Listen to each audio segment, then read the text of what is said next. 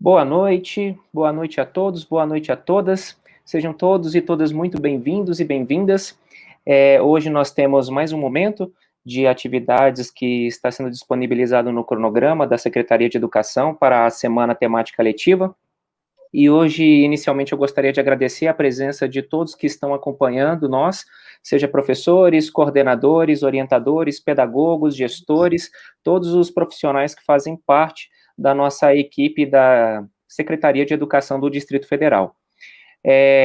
Inicialmente, gostaria de dizer para vocês que essa semana já é uma ação prevista no nosso calendário de 2020 e tem como principal intuito trazer momentos de formação, né, para suscitar debates, reflexões, estudos, envolvendo nós, os profissionais da educação, ainda mais nesse momento que é tão desafiador, que é o momento de ensino remoto. Então, portanto, essa é uma oportunidade de reavaliarmos e reorganizarmos as estratégias pedagógicas que estão sendo adotadas nas unidades escolares, assim como também estabelecer novos mecanismos que garantam os direitos dos estudantes. E dessa forma, a Secretaria de Educação tem uma parceria com a SUBEB, entre outros órgãos, e incentiva esse trabalho colaborativo em rede para que nós possamos mobilizar as UniEBs de maneira colaborativa para propor e articular algumas atividades para vocês.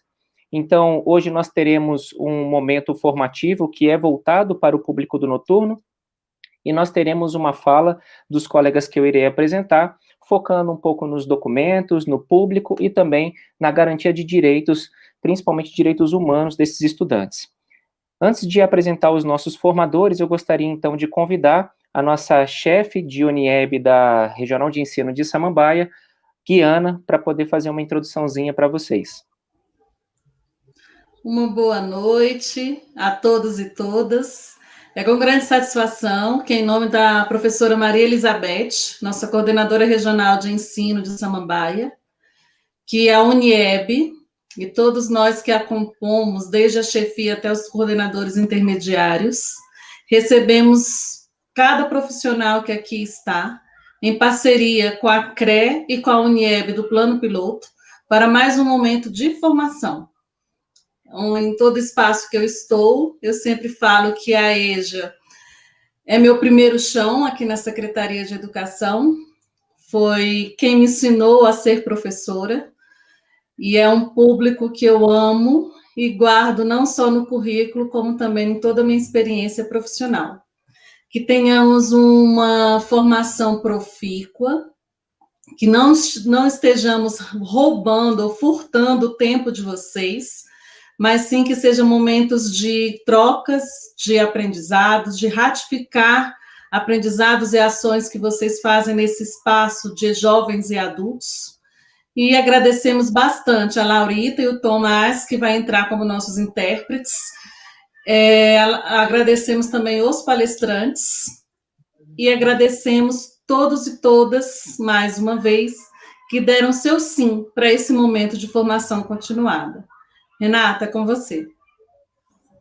Perfeito, Guiana, obrigado pela sua palavra. E antes da gente começar a introdução dos nossos formadores, dos nossos palestrantes, apenas dar uma explicaçãozinha sobre o que a gente vai conversar um pouco aqui hoje.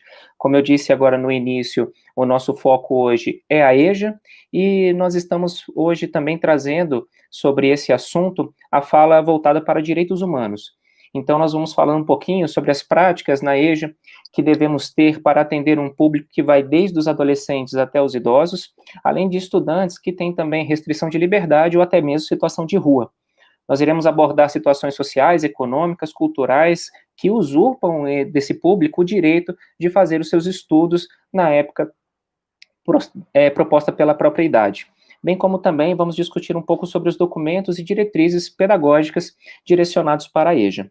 E para isso, hoje nós teremos duas pessoas que vão trazer o seu conhecimento para esse debate. A primeira é a professora Mardete Sampaio e o outro formador é o professor Adeir Alves. A professora Mardete, ela é especialista em educação, na diversidade e cidadania, com ênfase na educação de jovens e adultos pela própria UNB.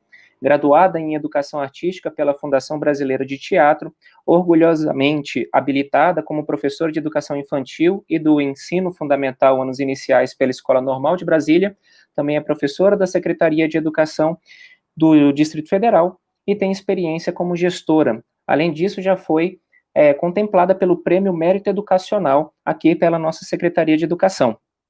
Posteriormente, à fala da professora Mardete, teremos a fala do professor Adeir Alves, que é mestre em Direitos Humanos, especialista em Filosofia, Existência, especialista em Letras, especialista em Psicopedagogia, graduado em Filosofia, técnico em Meio Ambiente, professor de Filosofia pela Secretaria de Educação, coordenador da pasta de Direitos Humanos e do Ensino Médio na Unieb da CRE de Samambaia, membro pesquisador do Núcleo de Estudos Afro-Brasileiros da UNB, assim como também membro do Grupo de Estudos e Pesquisa em Políticas Públicas, História e Educação das Relações Raciais e de Gênero pela UNB.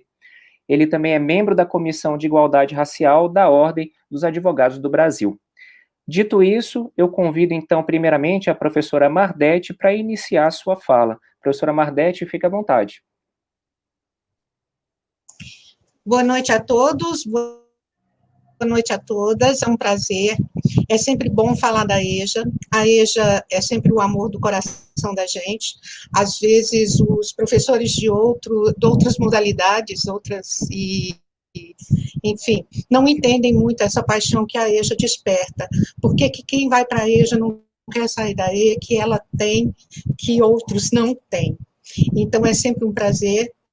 Eu estou aqui como professora, não tenho cargo nenhum na Secretaria de Educação, estou aqui na modalidade que talvez seja a modalidade que mais fala ao povo brasileiro enquanto adulto, porque aquele povo brasileiro que a gente sabe que está nos ônibus, nos mercados, na força de trabalho que move essa nação, que ao mesmo tempo é um povo invisível.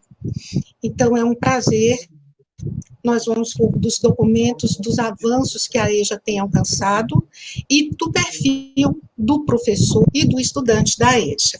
Vamos começar? Vamos colocar aí os slides.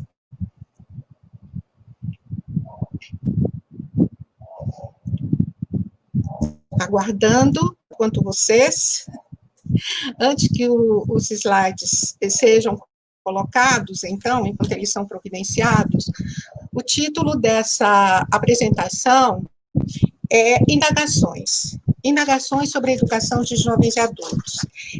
Perguntas que a gente se faz sobre essa modalidade, ela não é uma etapa da educação, é uma modalidade, são perguntas que a gente se faz, coisas que a gente quer saber, informações que, apesar de estar na EJA, muitas vezes a gente não tem.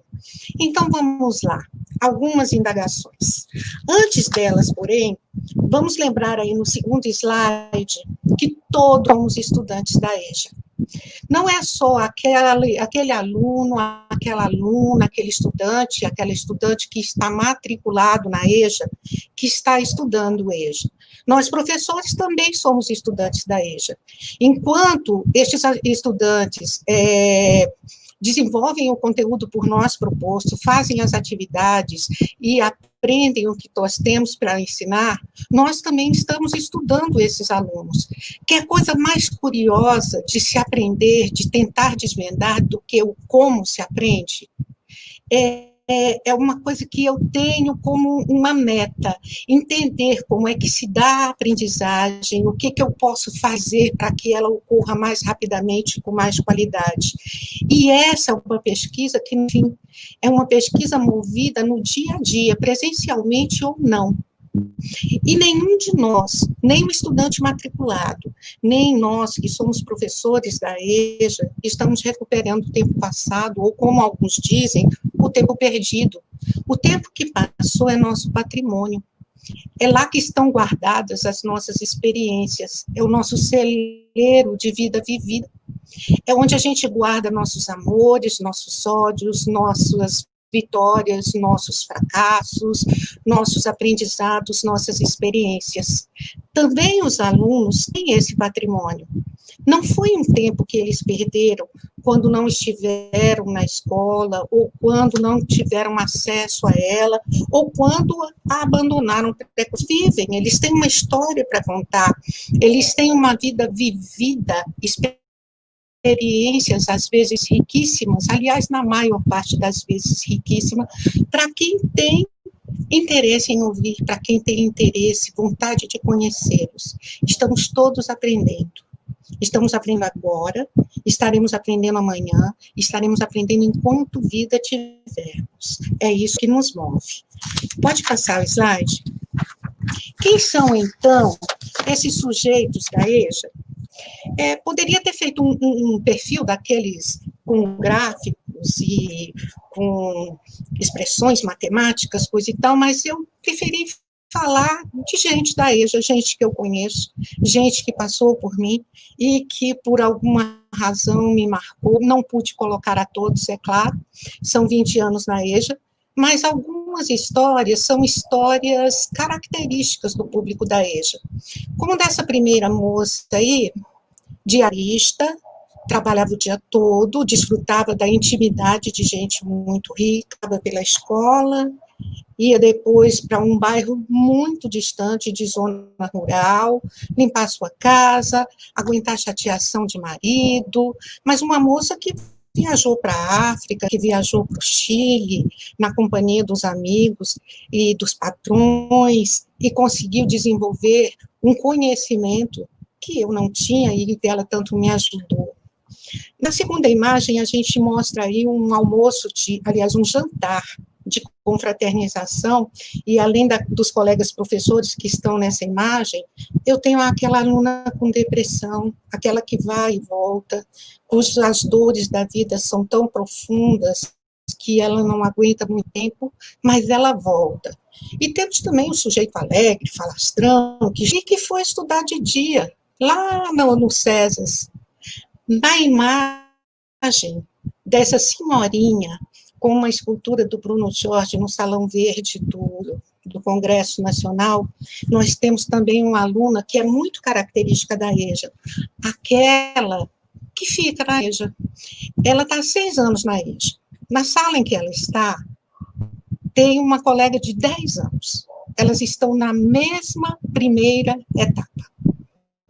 Você vai me dizer, ou talvez o burocrata fale, estamos gastando dinheiro à toa com essa pessoa. À toa como? Ela é cidadã, ela é contribuinte.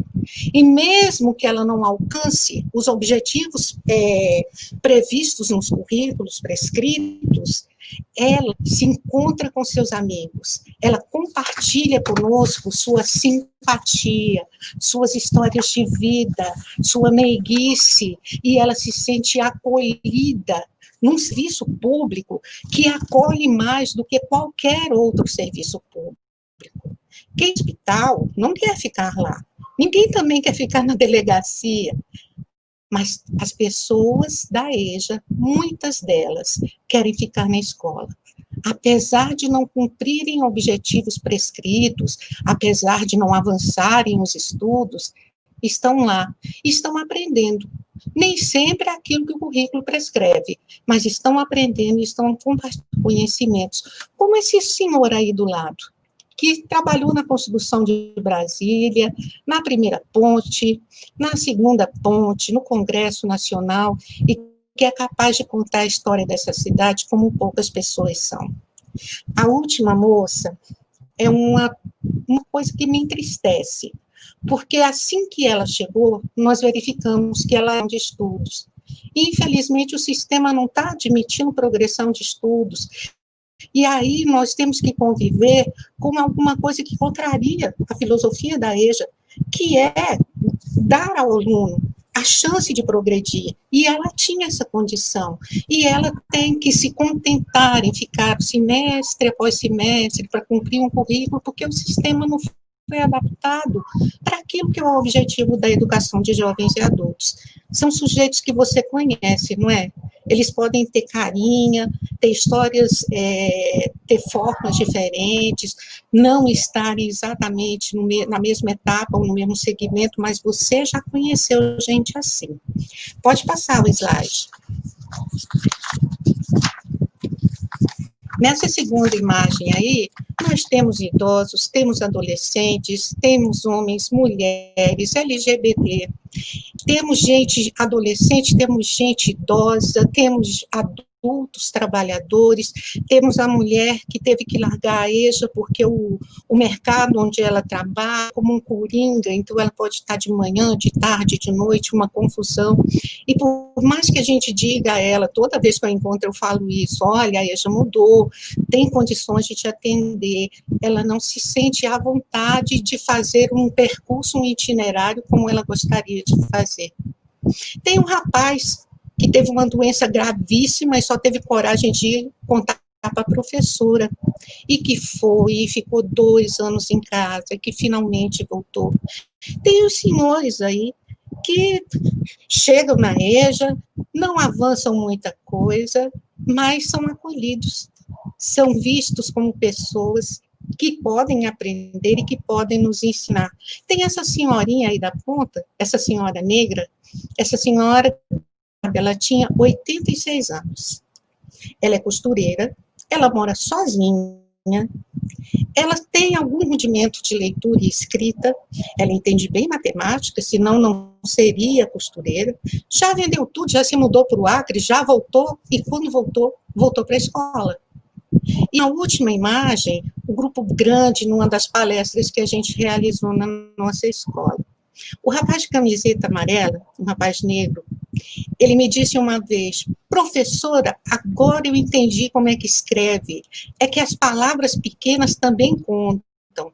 Ele estava falando das preposições e dos artigos e numerais, que por algum motivo, nas hipóteses que ele tinha construído, não contavam no texto. Mas a partir dessa descoberta, que parece tão óbvia, ele deslanchou e não reprovou mais, e continua seguindo estudos. Esse rapaz já foi assaltado, ele teve uma arma apontada na cabeça, entrou uma profunda depressão, e a escola foi o que a psicóloga receitou para ele. E a escola mudou a vida desse homem, me diz isso todas as vezes que eu o encontro. Então, esse é o perfil do nosso aluno. É um perfil diverso, é um perfil rico, pleno de histórias, e talvez por isso nós sejamos tão apaixonados por eles. Pode passar. Mas, conhecê-los, até que ponto conhecer esses perfis estão nos ajudando na nossa prática pedagógica? Conhecer, simpatizar, conversar com eles, ouvir suas histórias, impacta de alguma forma a minha prática de ensino? Impacta o projeto da minha escola? Então, quem são essas pessoas da EJA? O que as escolas, e aí eu falo de gestores, orientadores, professores, para ter um perfil socioeconômico e cultural da EJA? O que é que nós estamos conseguindo em relação a isso? É interessante que os serviços de orientação educacional façam esse levantamento e que nós tenhamos a condição de descobrir quem é que eles, de onde eles vêm, até onde eles estudaram, que escolas frequentaram. Como é que nós podemos ajudá-los? Nós temos isso? Nós temos essa informação? É possível que nós estejamos lidando com estereótipos? Quando a gente vê o jovem negro com uma bermuda grande, com um boné, um camisetão, como é que a gente encara esse menino? E a minha escuta qualificada dessas histórias de vida é considerada no meu planejamento? Eu levo isso em consideração? Que projetos eu faço a partir do que eu descubro do meu aluno? Os espaços de coordenação da escola discutem isso? São realmente pedagógicos? A gente faz reunião para discutir quem são esses perfis, que projetos, que itinerários eles podem prosseguir ou cumprir, forma a gente pode abraçar a cultura deles e motivá-los melhor? De que forma o conhecimento do perfil desse estudante impacta na revisão periódica do PPP da escola? Descobri que um monte de informação. O que eu faço com elas? Essa é uma indagação muito pertinente, né? Quais as mudanças que o nosso currículo já trouxe? Porque o nosso currículo em movimento contempla essa dimensão da EJA. Mas o que nós fizemos com isso? O resultado das minhas avaliações são efetivamente usados na minha prática de ensino? Enfim, não é qualquer coisa. O nosso trabalho não é atender num balcão. A gente trabalha com vidas. E eu preciso conhecer essas vidas, preciso conhecer seus potenciais, suas limitações, seus projetos de futuro, e devo planejar percursos que contemplem esse conhecimento, para que esse aluno se sinta realmente respeitado, efetivamente acolhido. Pode passar. Tem um outro personagem da EJA, né? Hoje em dia, no Brasil, nós temos 14 milhões de analfabetos. Olha que esse resultado, ele não é de agora, não. Ele é de 2018, eu acredito que ele não deva ter flutuado muito, porque ele não flutua muito. Na trajetória histórica, a gente vê que isso aumenta um pouco alguns anos, diminui um outro pouco. Mas 14 milhões, gente, é muita gente. Mas há dados piores. São mais de 31 milhões de analfabetos funcionais que não completaram o primeiro ciclo do ensino fundamental. Onde estão? Não estão nas nossas salas de EJA. As nossas escolas têm diminuído. Nós que somos professores da EJA vivemos morrendo de nada. Como é que é isso? Como acontece isso? São 67 milhões de jovens e adultos que, maiores de 15 anos, não têm o ensino fundamental. Estão nas nossas escolas.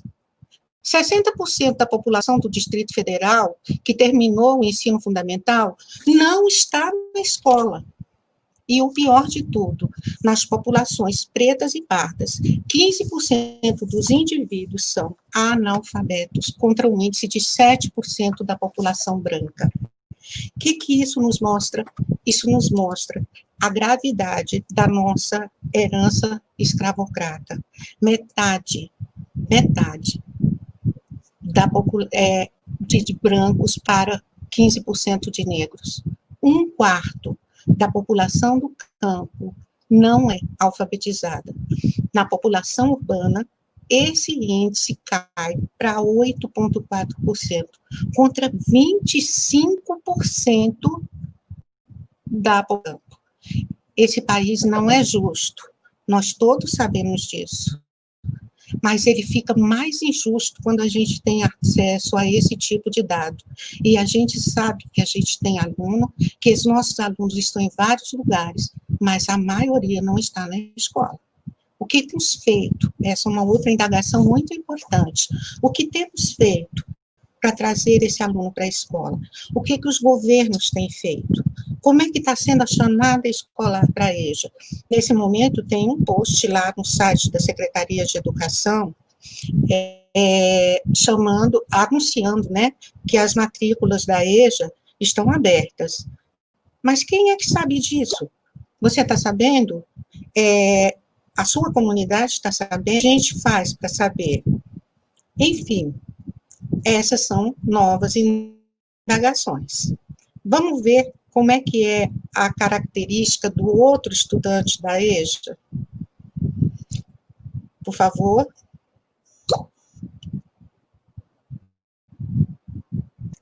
O outro estudante da EJA é o professor. E como não poderia deixar de ser, entre essas fotos aí está o pessoal lá da minha escola, no Gama, inclusive as pessoas que são apaixonadas por fotografias e selfies e outras coisas parecidas.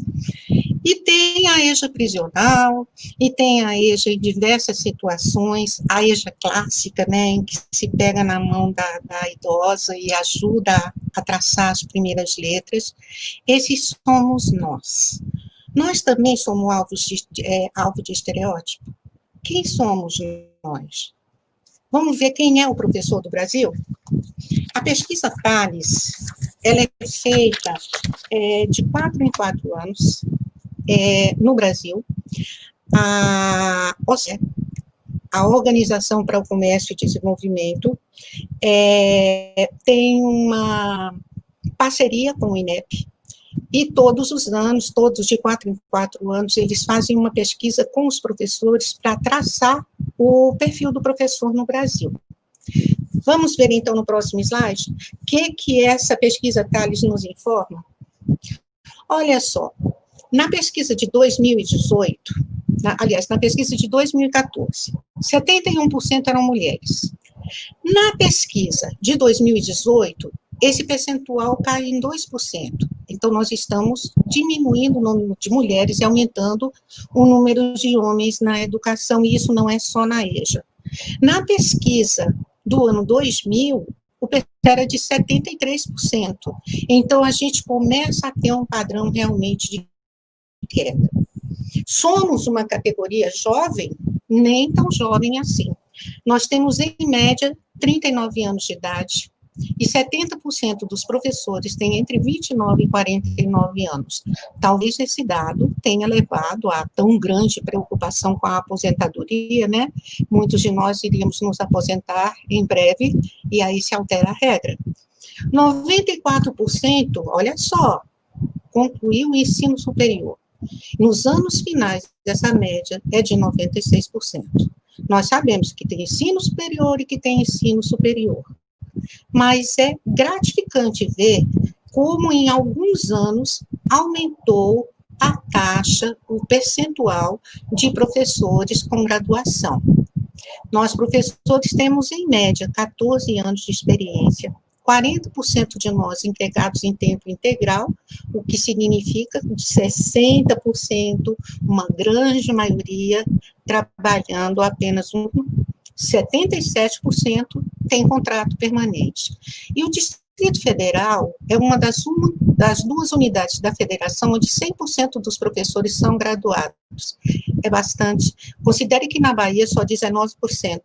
Em Roraima e no Maranhão, 16%. Falta muito. Em muitos estados brasileiros ainda há de se caminhar. Mas esse índice do Distrito Federal, ele não é novo. Nós alcançamos esse patamar há muito tempo. Então, por que que os nossos resultados, no final dos anos finais e do ensino médio, não têm evoluído com consistência? Em muitos anos, esse ano foi a primeira vez que o IDEB do ensino médio teve uma reação. O nosso perfil é de gente com experiência e gente que estudou. Vamos ver a sequência? O que os professores nos informam sobre a sua formação? 76% dos professores têm habilitação específica em docência. Mas, na última pesquisa Thales, essa pesquisa é feita em 48 países, e cada país pode colocar uma ou duas questões que seja do seu interesse saber. O governo brasileiro colocou a seguinte questão: se houvesse 5% a mais para investimento em educação, onde você investiria? Nas hipóteses que foram apresentadas ao professor do Brasil, 95% optaram pelo investimento em formação profissional de alta qualidade. Esse índice é imenso. A média da Thales, que pesquisa 48 países, é de 58%. Então, apesar da nossa formação, nós temos um sentimento de que precisamos aprender mais. 62% afirmam que os programas do seu curso de formação cobriram conteúdos de todas as disciplinas. Isso é muito preocupante. Alguém está dizendo, 38% está dizendo, olha, eu fiz um curso de formação, mas ele não atendeu todas as disciplinas. 51% afirma que os seus cursos de formação incorporaram pedagogia didática. Pedagogia e didática. A metade não viu no curso superior. Isso é sério demais. Como que você se forma professor sem estudar pedagogia e didática? 60% se consideram bem preparados. O que quer dizer? 40% não. 76,9% de outros professores. A maioria de nós nunca lecionou em conjunto com outros professores. E 28,5% nunca participaram de projetos que envolvessem outros anos do ensino fundamental. Mas, contra a média da Thales, 93% de nós falam, olha, eu uso o resultado da minha avaliação para para a minha prática, né? Eu me autoavalio através da avaliação que eu faço para os meus alunos. Isso é um percentual enorme. A média japonesa é de 30%. O brasileiro, ele tem um sentimento de autoeficácia. Ele sente que ele cumpre com êxito, né? Que ele é um bom professor. Nesse quesito, a média brasileira é superior a outros 47 países pesquisados. Paraná e Goiás têm o maior índice de autossatisfação. E os professores da rede privada se sentem mais competentes do que os professores da rede pública. O que pesquisa? 75% acham que a educação na sua escola está melhorando. Mas se você descer um pouquinho aí, você vai ver aí num índice de 28,5%, aliás, mito. O slide não mudou. Passa o próximo slide, por favor. 75,5% dos brasileiros acham que dos professores brasileiros acham que a sua educação, a educação da sua escola está melhorando. Mas lá no penúltimo tópico, 27% acreditam que, de modo geral, a educação no Brasil vem melhorando. Opa! Então, quer dizer o quê?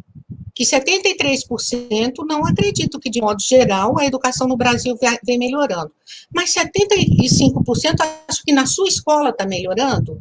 Não é uma incoerência? Será que só a minha escola melhorou, a escola do outro não melhorou? Que compreensão é essa? O que está acontecendo? As coisas boas só estão acontecendo na minha escola? 2% consideram que os professores mais dedicados deveriam receber melhores salários. E aí a outra discussão aí é sobre como avaliar professor, como é que isso aparece, enfim, como é que isso aparece para o professor brasileiro. Os outros países têm sistemas de avaliação do professor. No Brasil, não. No Japão, o professor é chamado no início do ano e ele apresenta um projeto com metas a cumprir. E ele deve cumprir essas metas.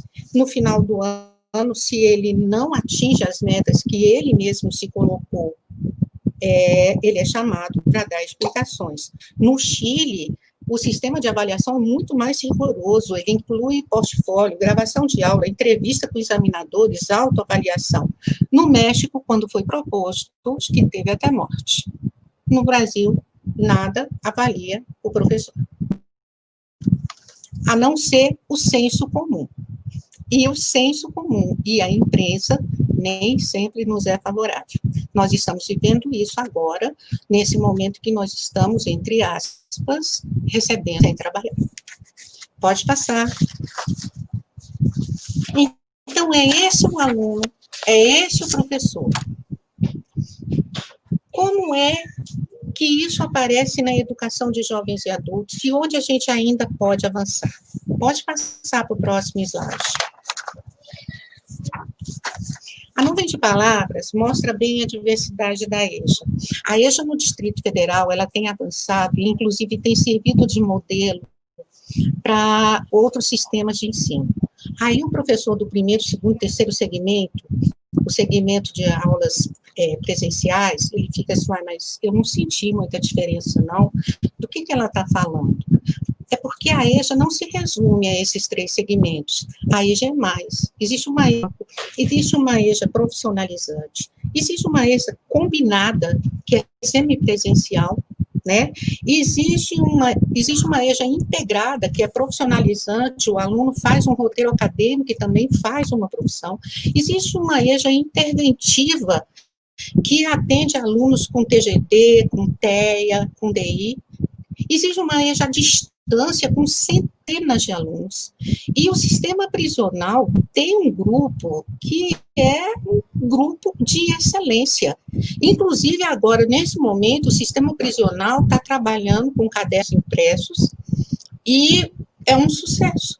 Eu até falei para minha colega que trabalha lá, que coordena a unidade da Papuda, que ela encontrou a solução para a EJA. Vamos aprender, né? Porque aí o cara se dedica completamente aos estudos.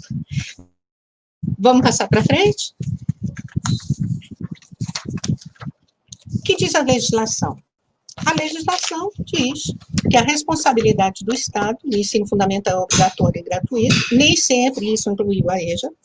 A lei de diretrizes e bases contempla a educação de jovens e adultos. No Distrito Federal, nós tivemos muitos avanços. A gente tem matrícula por disciplina. A gente tem uma coisa que muitos estados estão sentindo falta por não ter ainda contemplado. A gente tem matrícula em qualquer época do ano. Então, não importa o mês, não importa o bimestre. Em qualquer época do ano, chegou no balcão da escola, tem vaga, pode matricular. Isso é muito importante, mas é pouco divulgado. Nós temos uma falha de comunicação dos benefícios da EJA. Nós temos possibilidade de oferecer horário diferenciado para alunos que têm dificuldade de entrar no primeiro horário ou têm que sair mais cedo lá pelo quinto horário. Temos uma série de evoluções, assim, o aluno plantonista que trabalha num regime de trabalho que não permite que ele esteja todos os dias na escola. Enfim, um leque de avanços. Mas quem está na sala da EJA presencial não percebe muito isso, não, ou percebe muito pouco. Porque a EJA está minguando, a EJA está sumindo. Como eu disse, a gente vive morrendo de medo dela acabar. Essa é a indagação que vai ficando por trás dessas informações. Pode passar o slide. As diretrizes curriculares nacionais, elas foram publicadas há 10 anos atrás. Infelizmente, pouco conhecidas, é nelas que a BNCC é delas que surgem as definições filosóficas, metodológicas, teóricas, que vão amparar o que é a educação e o que é a EJA no Brasil. É delas que sai essa fundamentação que vai garantir o currículo. Ah, mas o currículo, o currículo é aquela lista de conteúdo? É, né? Porque é assim que se convencionou. O que acontece quando tem um currículo novo? O pessoal sai tirando cópia da lista de conteúdo, procurando lista de conteúdo, aquilo não é um currículo, aquilo é um recorte do currículo, empobrecido, enfraquecido, porque para eu entender como eu vou desenvolver aqueles objetos de conhecimento, aquelas habilidades, eu tenho que entender o como, e o como está na fundamentação teórica. E essa fundamentação teórica nasce nas DCN. E o que acontece conosco? A legislação avançou, mas nós não nos apropriamos dela. Pode passar? Pode passar o slide, por favor? Alguns recortes das DCNs. A qualidade na escola inclui tanto qualidade pedagógica quanto a qualidade política, uma vez que requer compromisso com a permanência do estudante na escola, com o sucesso e a valorização dos profissionais da educação.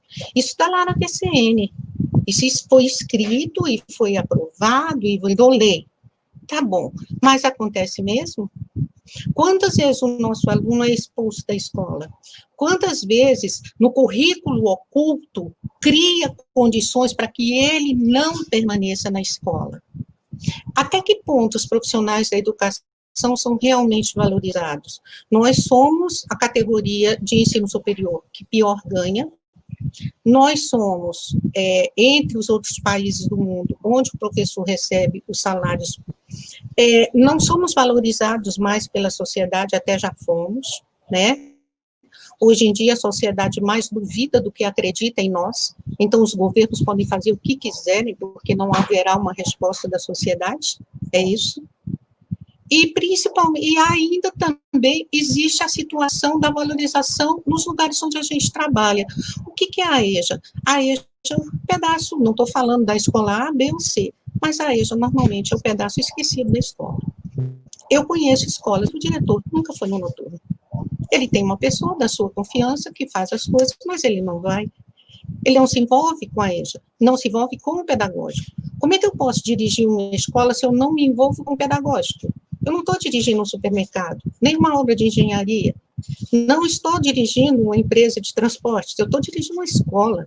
Sem o pedagógico, ela é tudo menos escola. Na organização e gestão do currículo, as abordagens disciplinar, pluridisciplinar, interdisciplinar e transdisciplinar requerem atenção criteriosa da instituição escolar, porque revelam a visão e orientam as práticas pedagógicas dos educadores. Até que ponto nós usamos isso? Nós estamos no disciplinar. O interdisciplinar, Raramente. Acontece assim de vez em quando a gente planeja um evento juntos, mas não é uma prática corriqueira nas escolas. Para a definição, e o interdisciplinar vai aparecer aonde? Quando a gente define os eixos temáticos. O nosso currículo, ele determina como eixo temático cultura, trabalho e tecnologia. Nem precisava de trabalho e tecnologia, porque cultura já abarca isso tudo.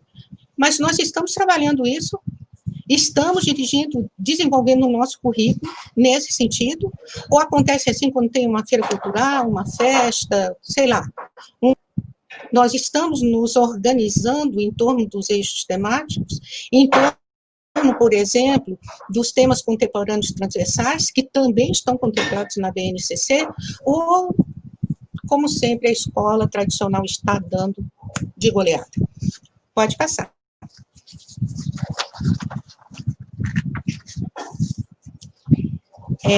A defasagem educacional mantém e reforça a exclusão social, privando largas parcelas da população do direito de participar dos bens culturais e integrar-se na vida produtiva e exercer sua cidadania. Uma das coisas mais bonitas que tem na DCN é quando eles falam que educar e cuidar são dois lados da mesma moeda. Eu não só educo, eu tenho que cuidar. Não é à toa que o aluno nos vê como membro da família. A academia até já tentou e já escreveu várias obras, você não pode ser a tia. Não tem jeito. É assim. E nós também nos vemos com uma intimidade que não existe. Então, educar e cuidar. Não é só conteúdo, não é só dar uma prova, é cuidar daquele indivíduo, cuidar da sua permanência, cuidar dele como cidadão, cuidar dele como nosso irmão. Pode passar? Pode passar o slide? Então, os cursos da EJA devem se pautar na flexibilidade, que é o que já foi dito aí, né? O Distrito Federal faz bem isso. Volta o slide, por favor. E uma coisa que é muito importante colocar, principalmente para o primeiro segmento, ele deve romper, tá? Tá passando slide para frente, tem dois que ficaram para trás. Ele deve romper, principalmente no primeiro segmento, volta, a ligação e a EJA. Infantilizar adulto é desrespeitoso, é desonroso. Então, que seja rompida a assimetria com o ensino regular para crianças e adolescentes, de modo a permitir percursos individualizados e conteúdos significativos para os jovens e adultos. A EJA não é um regular aligeirado. A EJA é uma modalidade diferenciada. Tem que se prover suporte e atenção individual às diferentes necessidades dos estudantes, valorizar a realização de atividades e vivências socializadoras, culturais, recreativas, desenvolver a agregação de competências para trabalho. Enfim, não somos um regular aligeirado, nós somos diferentes. Pode passar. E aí vem a tal da BNCC. Em algumas instâncias, a BNCC é muito discutida, mas eu, por exemplo, ainda não vi essa discussão com força no âmbito da EJA, da minha regional, que é a Base Nacional Comum Curricular. O que é essa base, então? Essa, primeiro, ela não é currículo, mas ela é referencial para o currículo. Ela é obrigatória para todas as escolas públicas e privadas. A escola particular também teve que refazer seu currículo para se adaptar à BNCC, e ela vale em todo o território nacional. Em 2017, quando ela foi homologada, se disse o seguinte: os sistemas têm 2 anos para revisar os currículos. Não conseguimos cumprir, mas a DIEJA já informou que vai fazer um novo currículo para a EJA. Como é que vai ser esse? Vamos participar? Vamos participar de verdade? Porque na elaboração do currículo em movimento, houve um convite a essa participação e a adesão foi muito baixa. E quando estiver pronto, nós vamos estudar o currículo, vamos adotá-lo de verdade? A base atende a separação infantil, base para o ensino fundamental e base para o ensino médio. Não vai achar a base para a EJA. Por quê? Porque EJA não é etapa, é modalidade. E aí, quem elaborou, e os últimos acordos lá do governo Temer, disse o seguinte: se tivesse que fazer uma base para EJA, tinha que fazer para a questão indígena, quilombola, não vejo por que não fazer. Mas, enfim, não fizeram. E aí a bola passou para quem? Passou para os sistemas de ensino, que devem adaptar a BNCC aos currículos de EJA, garantindo o cumprimento da legislação específica para EJA. A base traz 10 competências gerais muitíssimo importantes, têm que ser estudadas. Aqui não vai dar para fazer isso, eu estou vendo que o tempo que me cabe está morrendo. Então, nós vamos para o penúltimo slide, que é do currículo em movimento. Esse currículo em movimento, que foi publicado em 2014, ele está em perfeita consonância com a BNCC, ele tem que alterar algumas questões relativas aos conteúdos, mas a base teórica é excelente. Ele teve uma construção coletiva, sim, ele contempla a diversidade da EJA, os seus pressupostos teóricos do currículo em movimento, nos remetem à educação popular em Freire, ao relatório Delors, ao marco de ação de Belém, que são documentos específicos, fundamentais para quem estuda a EJA. Propõe aqueles eixos temáticos que eu disse a vocês e ressalta a importância da formação continuada.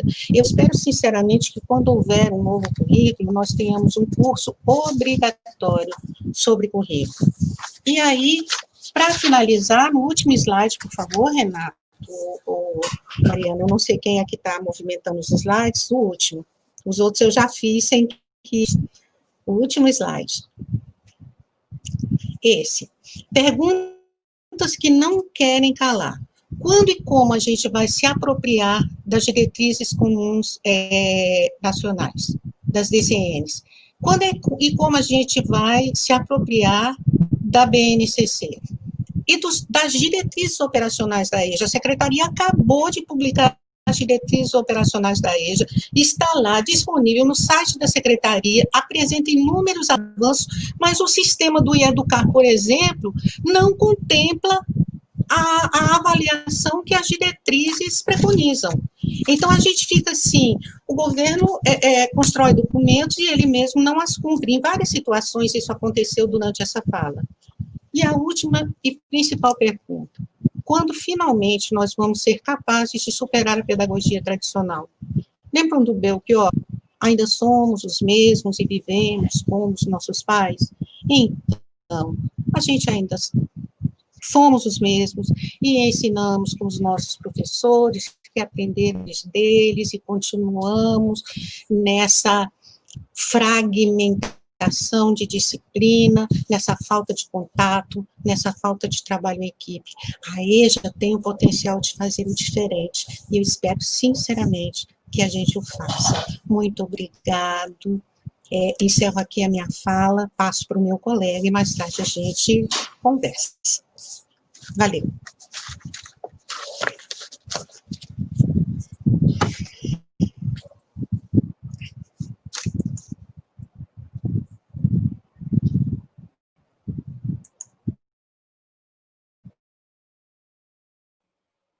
Desculpe, estava com o microfone desligado.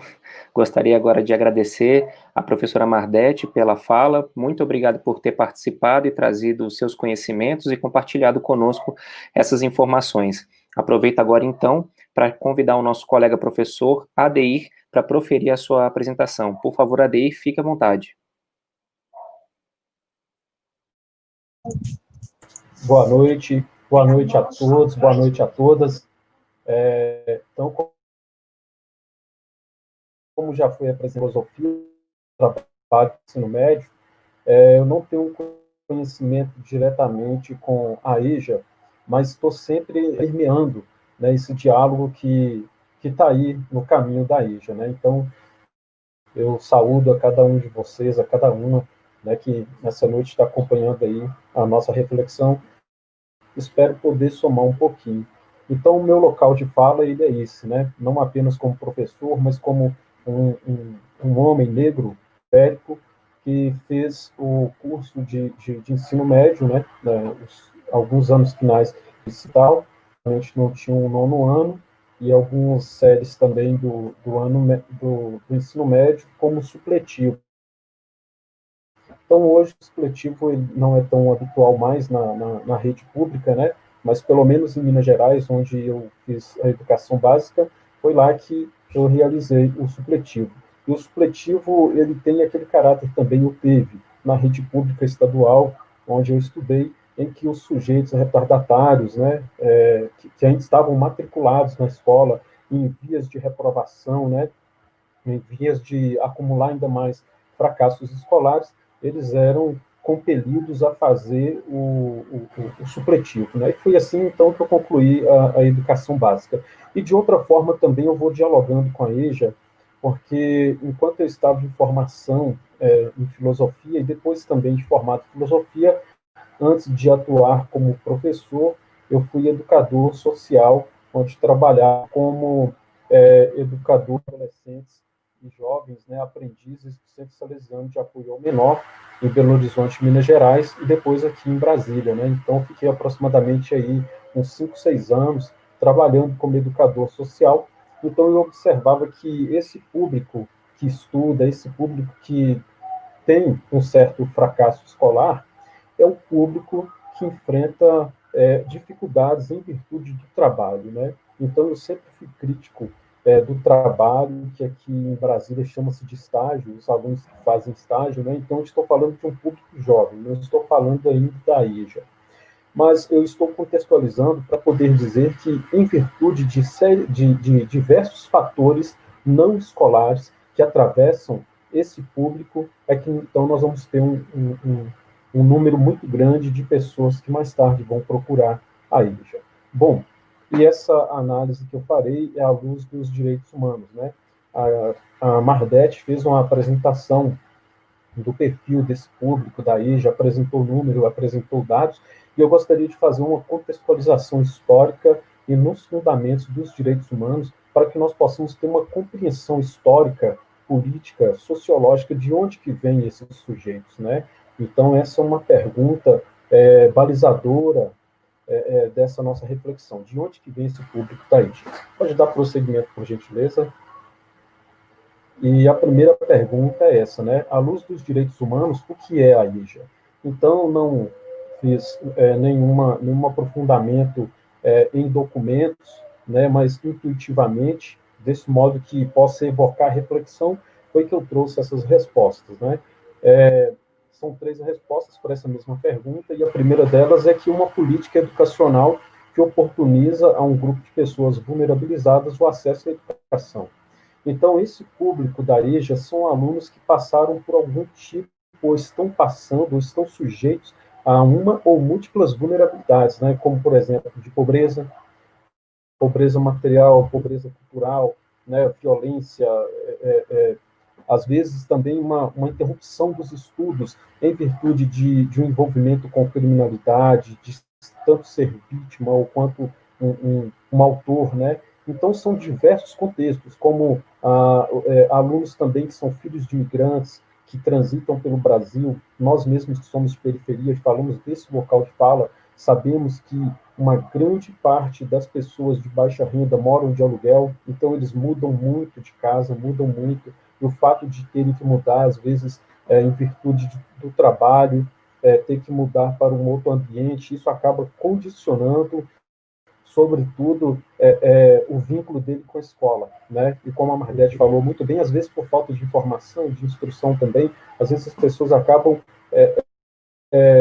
abrindo mão desse direito de estudo, né, infelizmente, e não consegue ter uma perspectiva, talvez, de uma vinculação, de uma necessidade de conclusão do ensino agora por hora, porque não por uma simples escolha que possa ser passível de um julgamento simplório, mas são escolhas pautadas em alternativas cujos objetivos primeiros são opções que se lhe apresentam de manutenção básica da vida, né? Não que a educação não seja prioritária, é uma das prioridades, é um dos direitos básicos garantidos em lei, mas nós estamos falando aqui de vulnerabilidades que colocam essas pessoas em situações de risco, que colocam essas pessoas à mercê da própria sorte, né?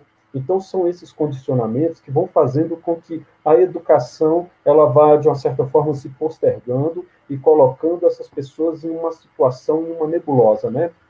No meu caso mesmo, talvez olhando no contexto da escola, eu era um aluno que vinha acumulando fracassos escolares, mas talvez para a escola por causa de questões pedagógicas e disciplinares, né? Mas eu comecei a trabalhar desde 12 anos de idade, em trabalhos pesados, né, pesadíssimos, como, por exemplo, na agricultura. Então, trabalhava em hortas, lavouras, né, canteiros de obras da construção civil, vendedor ambulante. Então, nunca parei. Então, como que um jovem, um adolescente, ele vai ter uma condição cognitiva, intelectiva, né, de desenvolver um hábito de estudo, tendo que fazer e assumir essas responsabilidades do trabalho. Então, são alguns tipos de vulnerabilidades aqui, eu não pontuarei todas, mas para que a gente saia do campo da generalização, para compreender o contexto em que, em que esse público da IJA se encontra. Pode prosseguir, por gentileza. Uma segunda resposta, né? À luz dos direitos humanos, o que é a IJA? É uma formação que está para além da sala de aula, porque ela se adequa às mais diversas realidades, né? Quais realidades? Cognitiva, porque nós temos públicos com faixa etária de idade muito diferente, cultural, também porque envolve diversos contextos. A IJA reúne também um público muito maduro, às vezes um recém-chegado em Brasília, né? Então, o próprio Distrito Federal, ele reúne muitas culturas de diversas regiões do país, né? Então, isso também promove uma riqueza cultural muito grande, uma troca. E outro aspecto é a realidade socioeconômica, que quando, às vezes, a gente pode estar com a tendência de pensar que a EJA, ela tem um público, porque está marcado por múltiplas vulnerabilidades, são pessoas necessariamente pobres, não necessariamente, embora preponderantemente, né? E outro fator que foi esse que eu já falei, que é o geracional. Então, nós temos também, eu falarei aqui daqui a pouco, né, de uma juventude de pessoas muito jovens na EJA e também de pessoas idosas, né, que têm até avós, pessoas aposentadas, né, que querem, por alguma outra finalidade, concluir o seu estudo, o seu estudo de educação básica. Pode passar, por gentileza? O próximo, isso. Ainda, né, à luz dos direitos humanos, o que é a IJA? Nessa análise preliminar, lembrando que a minha fala aqui ela é introdutória, ela é para provocar uma reflexão, para começarmos a pensar, né, no perfil deste público, uma abordagem pedagógica que evoca o emprego da avaliação formativa. Por quê? Porque possui diferentes perfis de estudante. Então, os professores que podem estar acostumados ou condicionados com um modelo quase de massificação, né, que as turmas são as próprias enturmações dos alunos, que eles são tabelados e hierarquizados por idade, né, eles estão dentro de uma faixa etária, e essa faixa etária também é quase que uma métrica de faixa etária cultural, de faixa etária cognitiva também, né? Lógico que nós estamos falando aqui de diversas subjetividades, eu não quero jamais generalizar isso, mas dizendo que isso facilita o trabalho pedagógico, né? Então, trabalhar por uma espécie de tabela, né? Trabalhar por um processo de massificação. E a EJA, naturalmente, por causa dessa corporeidade diversificada e diferente que cada um traz, é o que permite, que evoca e que conclama também essa avaliação formativa. Porque a avaliação formativa, ela rola diversos contextos, dimensões e conceitos que vão para além daquele expresso no livro didático, em um grupo de conteúdos que vai ser ali trabalhados. Então, esse público da EJA é um público que naturalmente evoca essa avaliação formativa. E o professor, os professores, a coordenação, a gestão, a supervisão, o SOI, por vezes, conseguem fazer essa imersão naquele mundo, naquela realidade do aluno ou dos alunos, trazendo para um diálogo pedagógico. Então, não quer dizer que seja assim, mas que evoque, né, que pede, que apresenta. Então, a EJA, ela é essa dimensão devido a esses perfis diversos que ela apresenta, inclusive no próprio ambiente, né, na mesma sala. Então, vamos passar, por gentileza. a próxima reflexão. E sobre a juvenização da EJA, que é uma questão que está muito em voga, né? Muitos colegas sempre debatendo, sempre discutindo, e eu coloquei essa seguinte problemática. A EJA ela foi criada pensando no jovem e no adulto, né, em tese, que pressupõe que já sejam maiores de idade e que não estudaram no dito tempo certo, né?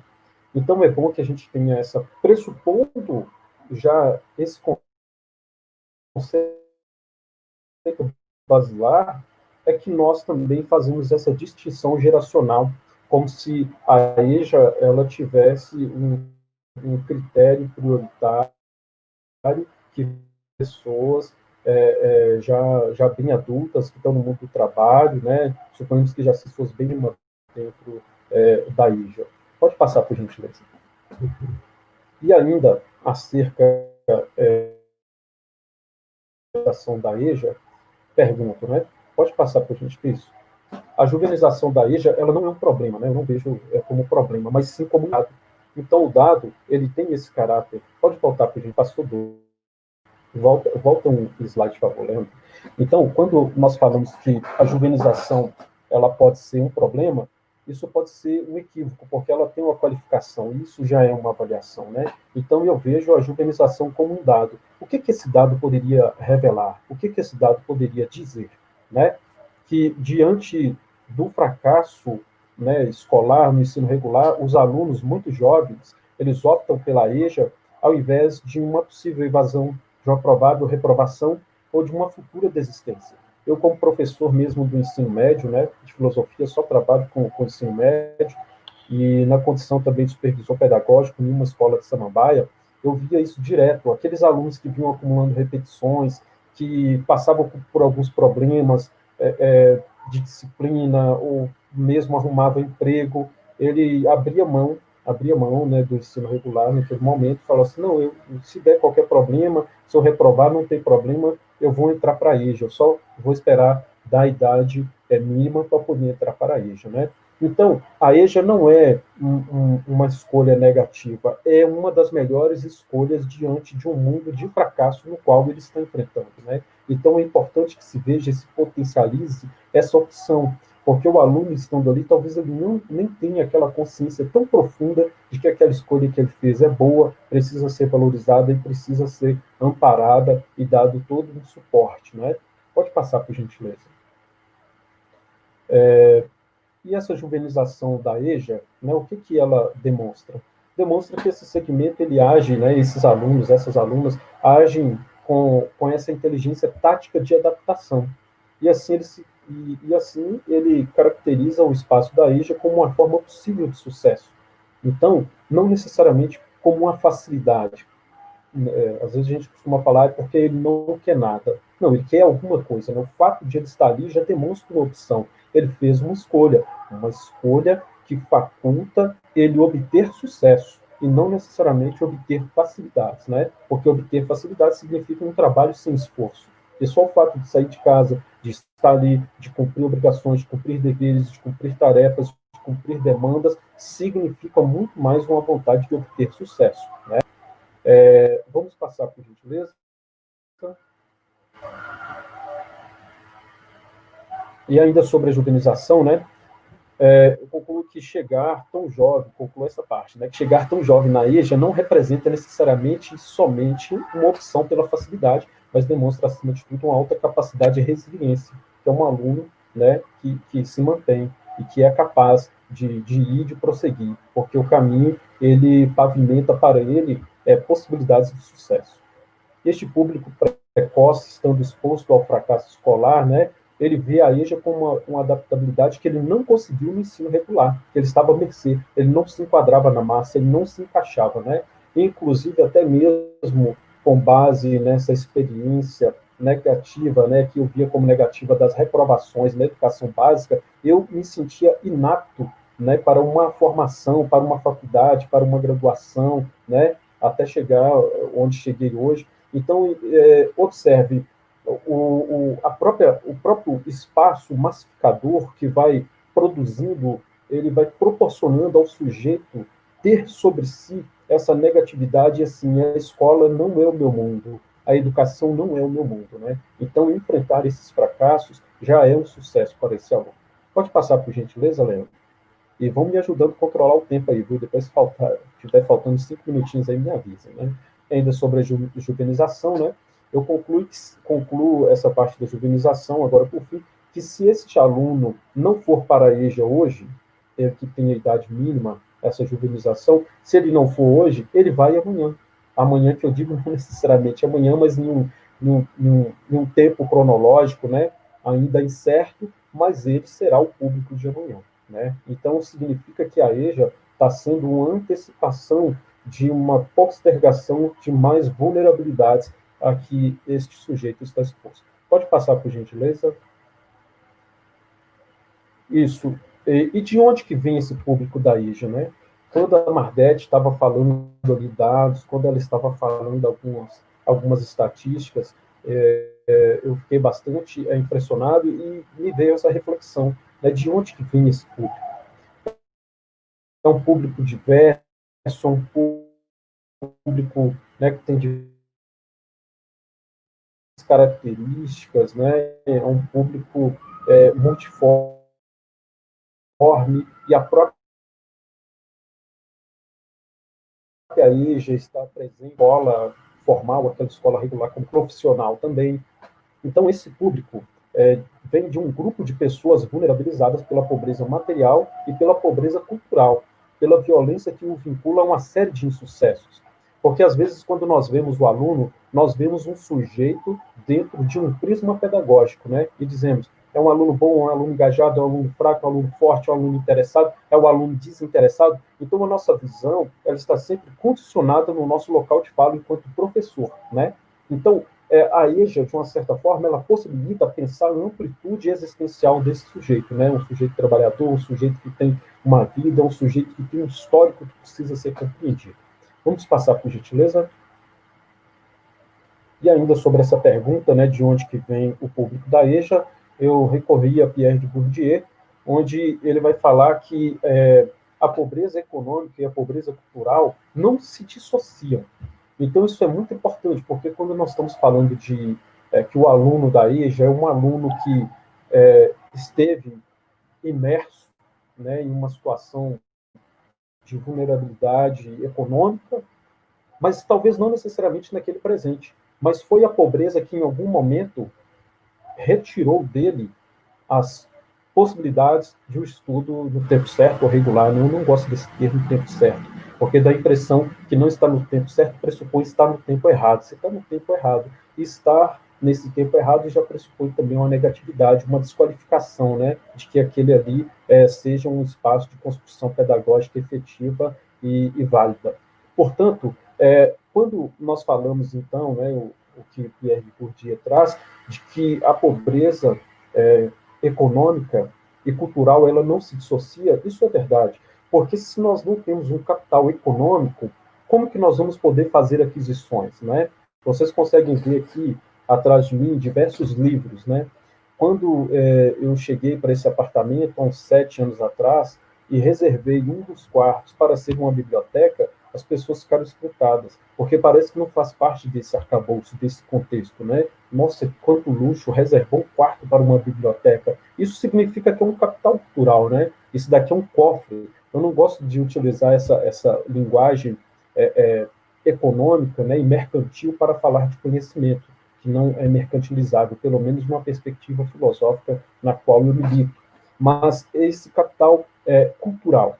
E esse capital cultural, ele emprega também tempo, ele emprega dinheiro, ele emprega uma modalidade de trabalho. Então, como que eu adquiri, para mim, eu, Adeir, mas eu possuo 2 filhos, né, a Dandária, de 7 anos, e o José Miguel, de 10 meses. Esse capital cultural acumulado aqui, materializado em livros, nesse espaço, com um escritório aqui para 4 lugares de estudo, né, para nós 3 e para minha esposa, é um capital cultural adquirido por mim, para mim e para eles. Significa que os meus filhos, eles terão em relação a outros alunos, não que se trate, deva se tratar de uma disputa, mas se colocar-se como apresenta essa imagem para uma disputa, eles teriam uma certa vantagem por ter um capital cultural adquirido. E por isso que esse capital cultural ele é transgeracional.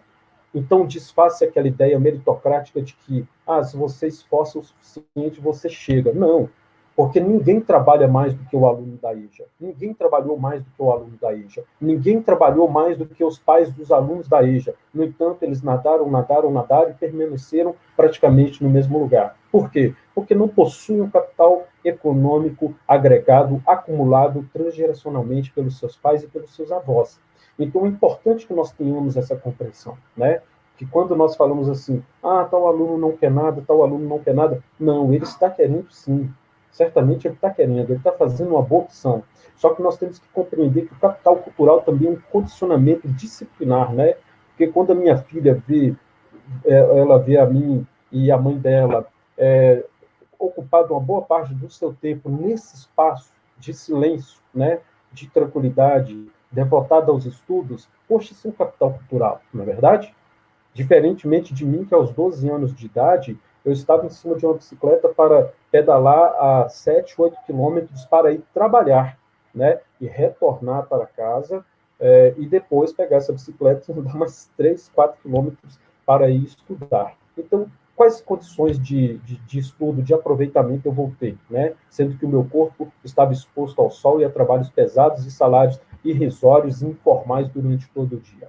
Então, é importante que se faça essa reflexão. Que o capital cultural, ele não é uma aquisição simplesmente por força de vontade, né? Ele se trata de um trabalho transgeracional de equipes, de famílias, de pessoas que têm esse pensar, que têm esse poder, né? E gostaria também de desfazer de qualquer possível preconceito de que uma pessoa não alfabetizada são pessoas que não têm capacidade de acumular um capital cultural. Não, porque os pais dos nossos alunos acreditam muito na escola, eles acreditam muito em nós. Estar na escola para o filho deles é estar em um espaço sagrado. Tem que ir, tem que cumprir, tem que estar lá, tem que fazer valer. Então, nós nos orgulhamos quando vemos aqueles pais tão simples, né? Tão simples tão simples em termos materiais e até mesmo culturais, né, e laborais, mas são pessoas que têm uma grande devoção pela escola, porque vê na escola uma possibilidade de um futuro melhor do que o seu. Então, são pessoas que acreditam na escola. E isso é porque a escola é o capital cultural mais próximo daquilo que eles já aproximaram. E por isso que a escola ela pode apresentar esse público. Eu tenho mais 15 minutos, né? Então, por isso que a escola pode apresentar para esse público esse perfil, né? É um banco que, eu não gosto dessa linguagem, dessas metáforas, mas é um banco de conteúdos que lhe faculta acesso, né, a um bem cultural no qual ele está privado. Pode passar, por gentileza, Léo? E quem são os vulneráveis de hoje, né? Em sua maior parte, são os descendentes de pessoas escravizadas de ontem, ou seja, pessoas negras, preponderantemente, não exclusivamente. Por quê? Se teve uma população transgeracional que passou 350 anos cativos, impedidos de acesso a bens públicos, impedidos de acesso à educação, impedidos de moradia, impedidos da própria liberdade, impedidos, em muitos casos, da própria vida, são as pessoas negras, e que vêm acumulando transgeracionalmente esses fracassos, essas vulnerabilidades, preconceitos e um não acesso à cultura. Então, não é uma questão de escolha, não é uma questão de dizer que é um kit mala, é um kit de falta de interesse, são pessoas que realmente estão imersos em um mundo, em um panorama, em um magnetismo muito forte desse ranço ainda escravista, né? Que fez com que uma massa populacional enorme, nós estamos falando de mais da metade da população brasileira, condicionada a esses extremos, né? A esses extremos. Então, essas pessoas vieram acumulando também fracassos, né? A abolição da escravatura foi há 130 anos.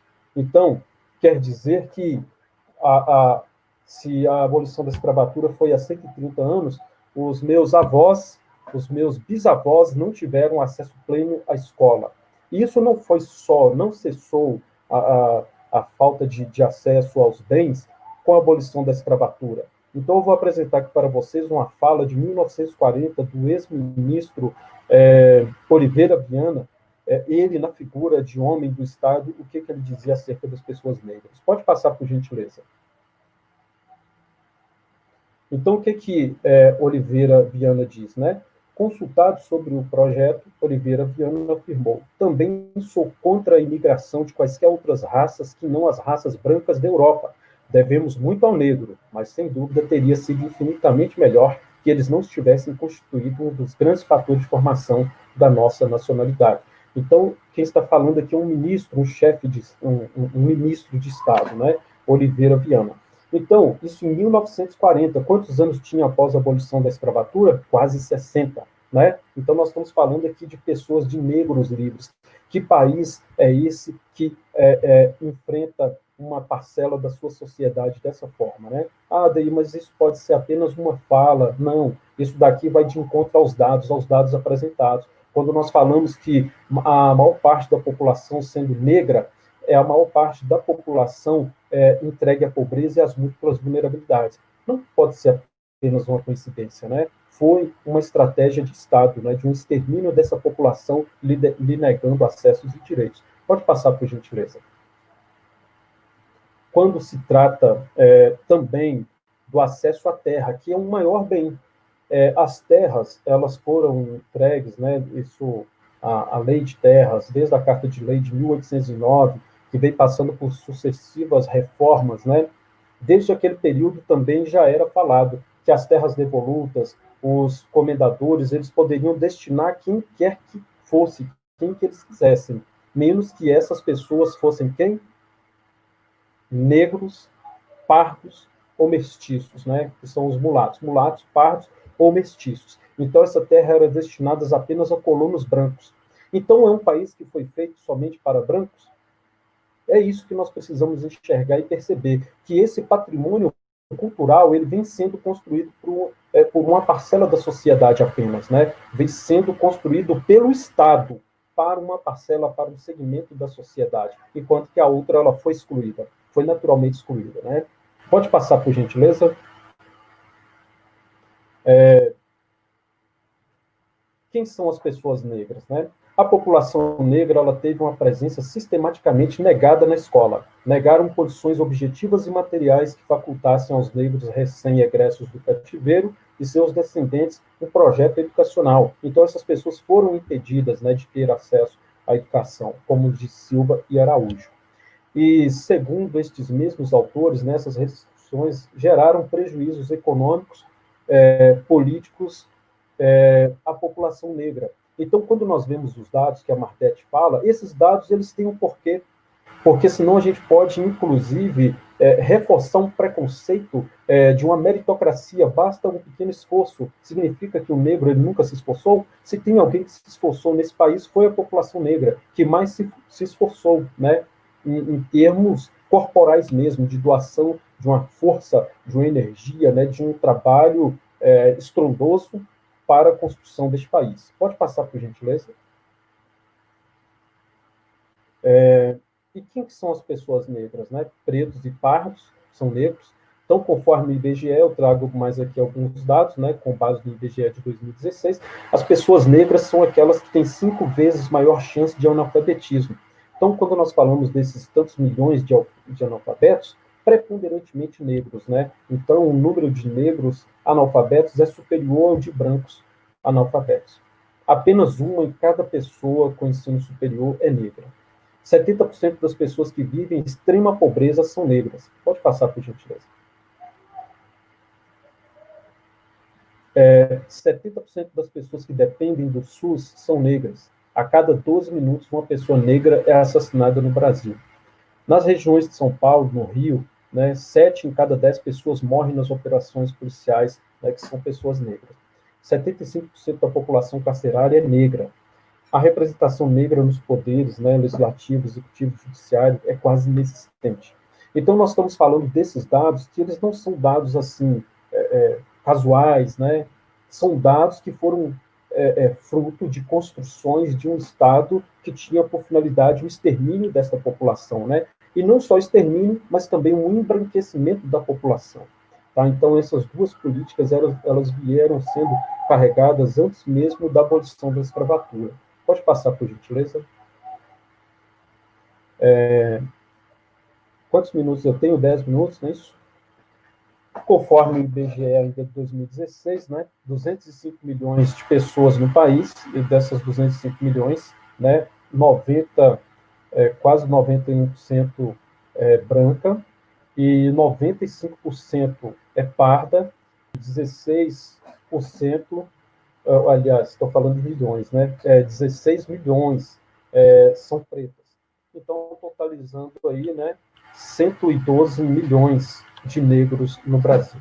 Significa que é quase 55% da população negra. E população, aí nós estamos falando no total, juntando brancos e negros, nós somos 99% da população.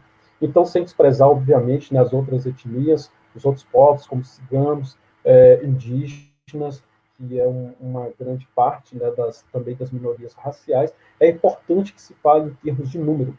Então, quando nós falamos da implementação da Lei 10.639, ela é uma obrigatoriedade por considerar a memória desses povos, né, a memória dos povos subalternizados, para que sejam dado em termos também de educação, dignidade e reparo a uma memória, né, que sofreu também um epistemicídio, que é morte ao conhecimento, né, ao conhecimento negro, ao conhecimento histórico, ao conhecimento desses povos que precede a escravidão. Pode passar, por gentileza? Ainda aí, né, passei já para as referências, eu finalizei, eu quero destacar essas referências aqui. Essa primeira é a minha, do meu mestrado em Direitos Humanos, que eu pesquisei a organização social no Quilombo Mesquita, que, para quem não sabe, o Quilombo Mesquita tem quase 300 anos de existência e ele fica na cidade ocidental. Então, quando eu falo de epistemicídio, só de falar em Quilombo Mesquita já seria um referencial muito forte para nós. O maior epistemicídio é esse, né? Como que Brasília, tendo menos de 100 anos de idade, consegue sufocar uma história de quase 300 anos de existência aqui. Nós estamos falando de povos negros, né? De povos ancestrais, de povos que têm um saber oral, conhecimento muito grande, né? E povos que estão aqui, dentro de nós, a 35 quilômetros de Brasília. Então, é importante termos essa perspectiva de que o público da EJA, embora não seja completamente somente negro, mas significa que são pessoas que, em algum momento, em virtude dessa herança transgeracional arrolada por um processo de exclusão racial, são pessoas preponderantemente negras. Bom, pessoal, para que tenhamos mais tempo para o nosso debate, eu encerro aqui a minha fala e agradeço a oportunidade, peço desculpa por ter falado rápido, né? Preocupado com o tempo limitado, e eu sei que isso, sobremaneira, certamente sobrecarregou os nossos intérpretes, que estão aí tão bem representados, né, na pessoa da Laurita e do Thomas.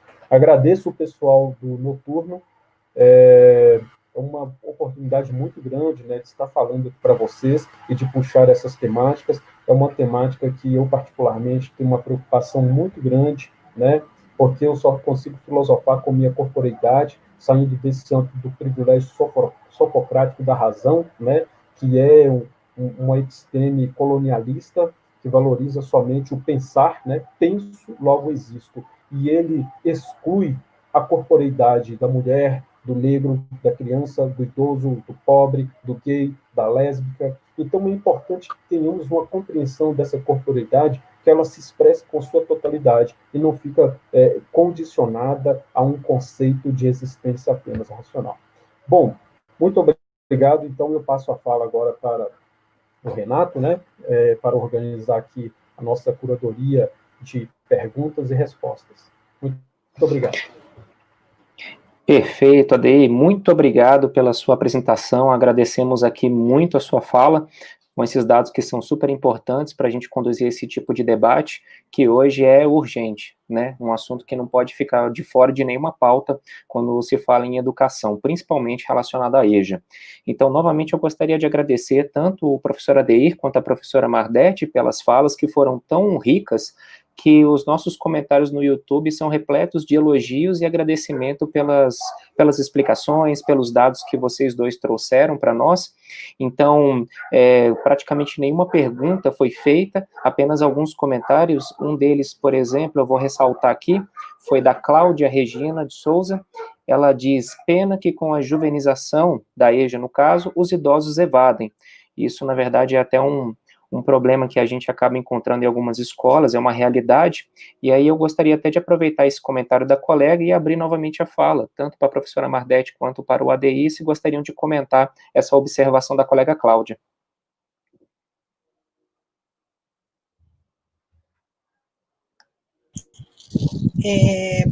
Quando o currículo em movimento está sendo construído, a gente começou tentando ouvir muitos professores.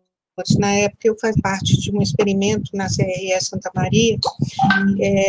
A CRE teve autorização para construir um grupo noturno. Então, nós tínhamos coordenação de E funcionando, nós tínhamos o RH funcionando, tínhamos tudo funcionando com pessoas à noite.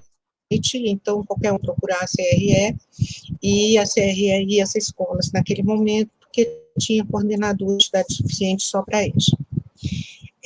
Naquele momento, nós tentávamos ouvir os professores e captar contribuições para um currículo que estava em. Os professores desencantados nos responderam, mas não como nós sonhávamos. Eles se calaram.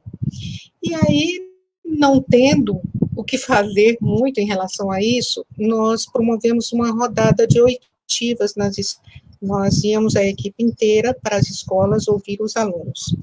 E foi um momento muitíssimo rico. A questão da juvenização naquele momento era muito discutida naquelas escolas, e algumas escolas encontraram soluções bem interessantes, não sei se perfeitas, porque perfeição não há, e como as escolas lá têm muitos alunos, ou tinham naquela época muitos alunos, alguns diretores montavam sempre uma turma de alunos mais velhos e outros mais jovens. Naquele momento, para eles, funcionava perfeitamente. O que eu me pergunto é se essa experiência não teria privado um da convivência do outro. Porque que essa convivência tem que ser mediada pelo professor. Como o professor discute essa situação na sala, que as coisas vão encontrar seu fim. Os mais velhos vão ficar se você tentar não ignorar o problema. Não adianta colocar o problema para baixo do tapete, não adianta você suspender a bronca no jovem. O jovem é ativo mesmo, ele está cheio de hormônio, ele está cheio de energia, cheio de vontade, e inclusive cheio de vontade de desafiar, e nem sempre os mais velhos têm com isso, nós, professores, também não temos muita, mas é preciso que se converse, é preciso aclarar a situação, é preciso parar para que um ouça o outro, e é preciso que seja sempre, que isso seja contínuo. Conflitos existem, inclusive, nas nossas famílias, nas nossas escolas, e a gente não pode simplesmente se apartar uns dos outros.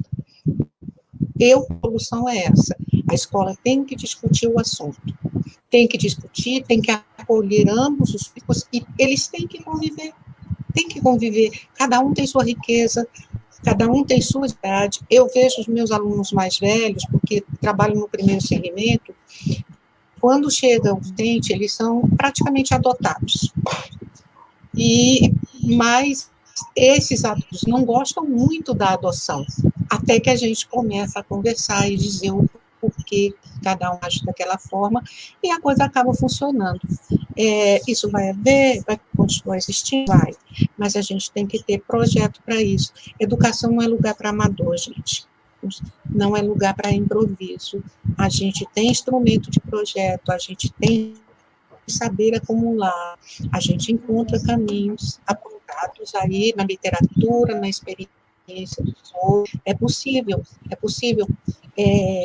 subverter essa coisa do mais velho se evadir, é possível manter a turma. O período da pandemia agora, muitas escolas escola se queixam, eu pessoalmente não tenho muito o que me queixar. E olha que é o primeiro segmento de EJA. Já havia um laço muito forte entre nós. Então, a pandemia não rompeu o laço.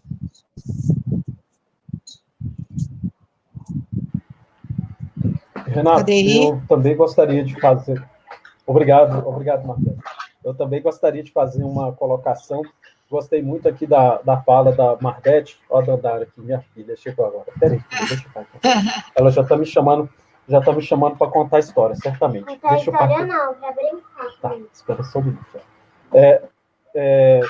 Eu gostei muito da fala da Margarete, que quando ela traz a questão de o professor ter esse domínio desta roda, me lembra muito a experiência que se tem entre os povos tradicionais, né, de matriz africana, indígena, ciganos, onde que a deliberação, essa interação, ela tem a presença de diversas gerações, né, não o laço de pai, mãe, filho, né, mas porque eles estão presentes também nesse espaço formativo. Então, uma avaliação formativa, ela caberia muito bem ali, porque ela permite esse diálogo, ela permite essa interação. Dandara, aguarda lá, por favor.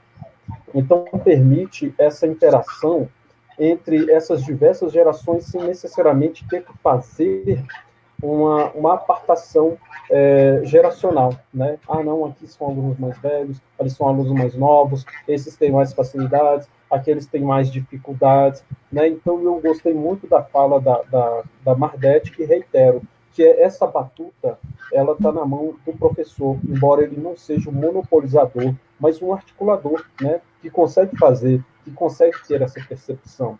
E a EJA é muito propícia para isso, né? Ela permite esse encontro. A EJA é um encontro da diversidade racial, né, de um público que tem uma diversidade cultural, que tem uma diversidade também geracional.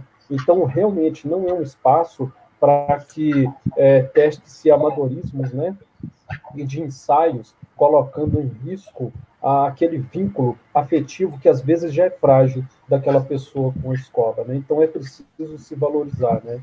Não permitir que ninguém desista. Então é isso. Perfeito. Vocês perceberam que o Osmar fez uma pergunta bem interessante, o Osmar da Cole Filho. O Osmar fala assim: professores, estou percebendo uma ação de encaminhamento de temáticos no regular com a nova física e visão, enfim, juntei duas coisas aqui para a EJA. Essa é uma constatação para vocês também, eu diria que isso é notícia. Essa prática, eu estou na Secretaria de Educação há 41 anos, senhoras e senhores. Eu entrei junto com o último ditador, talvez. Eu sou a última pessoa na ativa que esteve na greve de 79, hein? E sempre existiu isso, sempre existiu. Dá trabalho no diurno, manda para o noturno. Não se consegue controlar no diurno, manda para o noturno. Porque o noturno, ele tem pessoas mais velhas, tem uma cara mais sisuda e acham que lá vai ser a solução. Nem sempre é, quem trabalha na EJA sabe disso, né? Isso aí é uma ampliação da exclusão. Em Santa Maria nós tivemos uma triste experiência, porque nós falávamos muito, olha, vamos abrir uma EJA diurna, tem muitas senhoras, donas de casa. Santa Maria é uma cidade dividida, Santa Maria Norte e Sul, né? São os dois extremos da cidade. E só tem as escolas de EJA de fundamental, uma no extremo sul, outra no extremo norte. Então, a pessoa se movimentar em direção a essas escolas é muito perigoso, e tinha uma série de senhoras, mães de família, que pediam muito que a gente abrisse uma escola, e abrimos, e foi terrível, porque o que é que aconteceu naquela época? Os diretores das escolas que tinham problemas no diurno começaram a encaminhar todos os alunos que tinham a idade para EJA para essa EJA diurno. Resultado, as turmas viraram a coisa mais podia existir, porque juntou os problemas de várias escolas. E aí, Deus providencia, né? Nós tínhamos lá uma professora que trabalhava antes no Rio de Janeiro e tinha vivido muitos conflitos do morro, coisa e tal, então ela tinha toda uma didática, uma pedagogia para lidar com os alunos mais violentos, mais agressivos. Isso dos diretores fazerem isso é uma realidade, e muitas vezes não é porque o diretor quer, é porque o diurno faz pressão para isso acontecer. Vai mudar? Não acredito. Acho que continuar acontecendo, por mais que a EJA fale, que reclame, vai continuar acontecendo, nos resta acolher, mostrar serviço, porque essa garotada é complicada, mas eles aprendem, e nós estamos aí para ensinar. Não vamos resolver com uma canetada. Podemos até conscientizar um ou outro, mas não vai resolver. Às vezes, muitas vezes, a própria escola faz isso, né?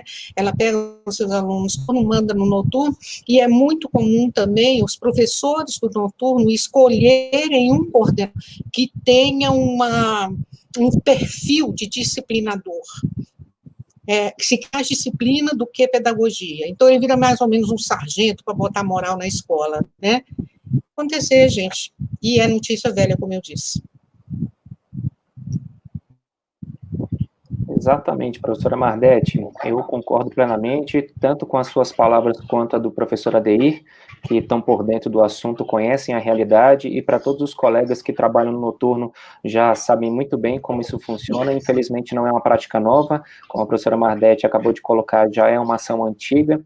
Alguns até veem isso por um lado positivo, vendo como sendo uma entrada, né, de novos estudantes na EJA, para trazer mais demanda, né, para o nosso público, embora isso acabe acarretando uma série de outras situações e de alguns outros problemas. Mas é por isso que é tão importante a gente trazer esse assunto à tona, para poder analisar todas as variantes, né, dessa situação e trabalhar da melhor forma possível para não afastar os alunos da escola, e sim agregar e aprender a se adaptar a essa nova realidade, né, a cada vez mais estudantes jovens dentro desse público da EJA.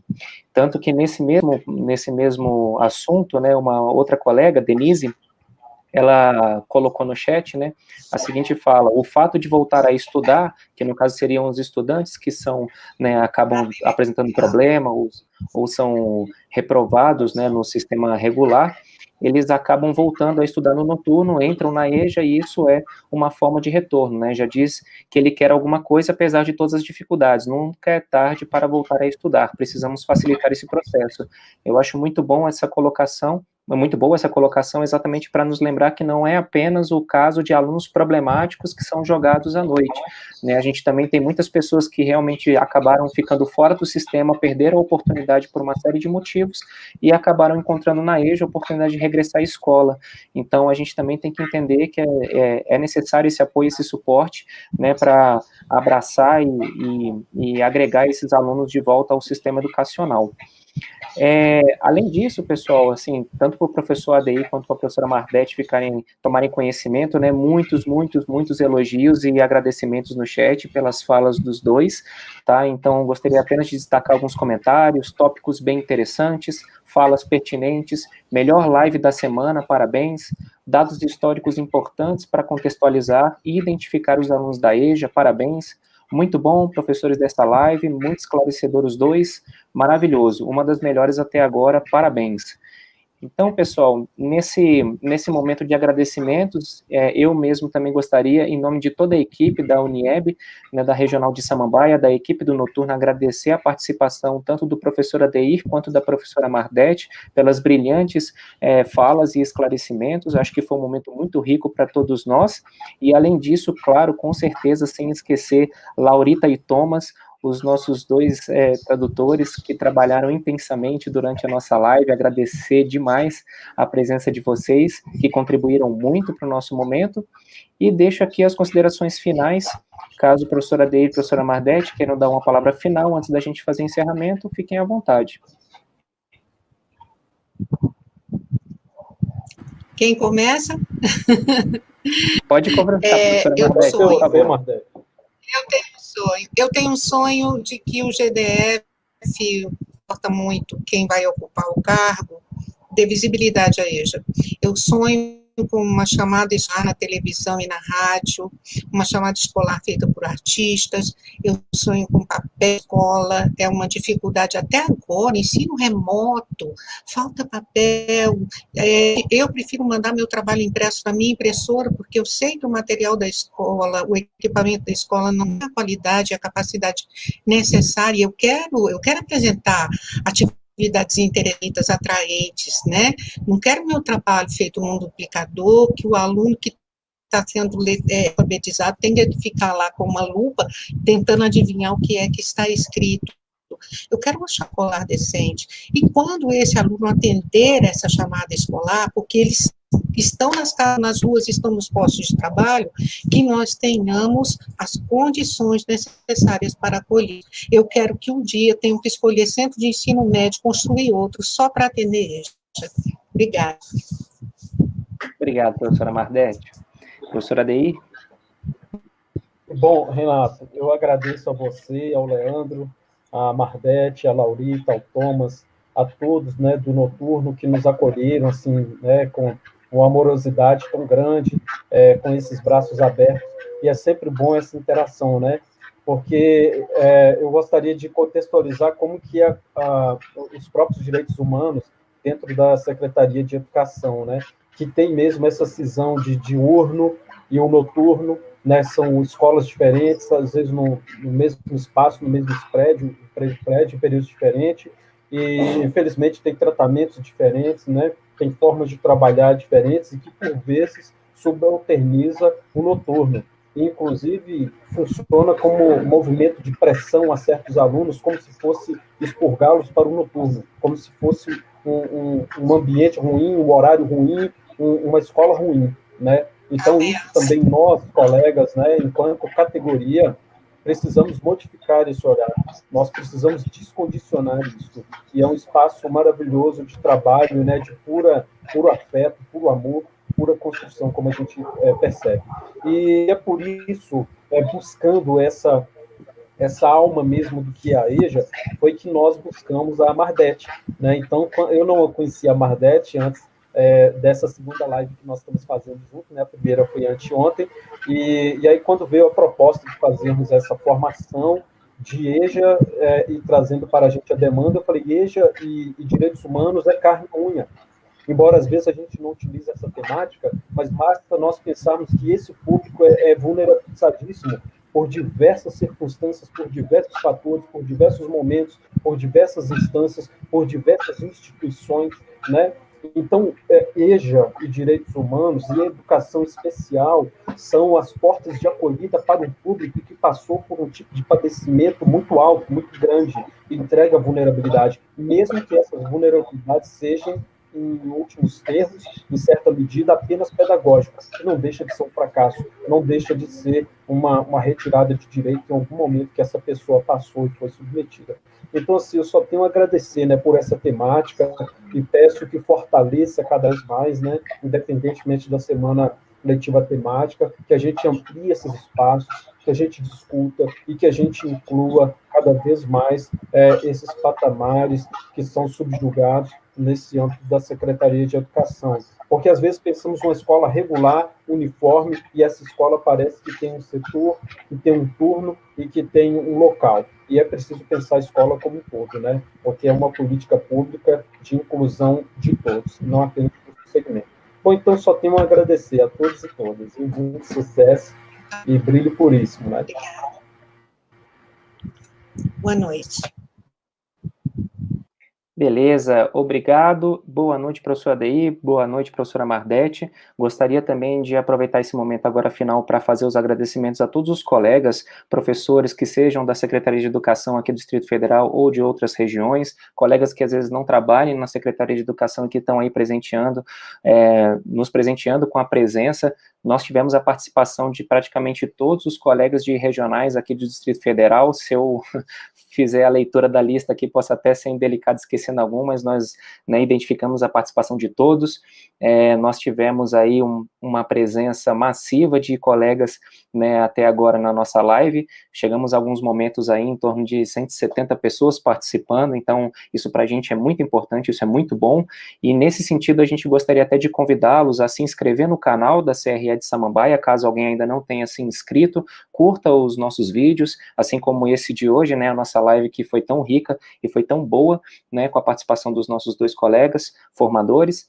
Tá certo, pessoal? E também lembrando que essa live vai ficar disponível no canal, então se vocês precisarem assistir novamente, compartilhar com os colegas, fiquem à vontade. Nós estamos aqui à disposição, e eu gostaria também novamente de agradecer a Laurita e o Thomas pelo trabalho incessante aí com a tradução simultânea. Muito obrigado a todos, a todas, e desejo uma boa noite para todo mundo.